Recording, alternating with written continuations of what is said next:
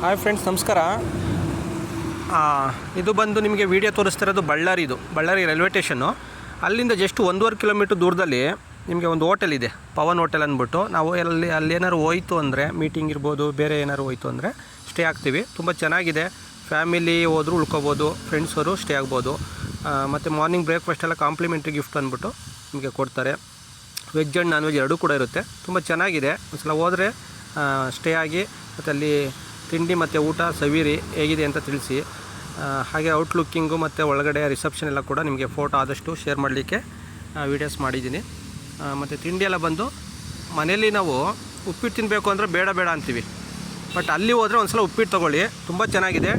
Different taste. ಮನೇಲಿ ತಿಂದಿರೋರು ಕೂಡ ಆ ಹೋಟ್ಲು ಬಂದರೆ ಉಪ್ಪಿಟ್ಟು ತಿಂತಾರೆ. ತುಂಬ ವಿಶೇಷವಾಗಿರುತ್ತೆ. ಮಾರ್ನಿಂಗ್ ಬ್ರೇಕ್ಫಾಸ್ಟು ಇಡ್ಲಿ, ವಡೆ, ದೋಸೆ, ಮಸಾಲೆ ದೋಸೆ, ಎಲ್ಲ ವೆರೈಟಿ ದೋಸೆಗಳು ಮತ್ತು ಕೇಸರಿ ಬಾತು, ಹೀಗೆ ಸಾಕಷ್ಟು ನಿಮಗೆ ಎಲ್ಲ ರೀತಿಯ ಒಂದು ಫುಡ್ ಇರುತ್ತೆ.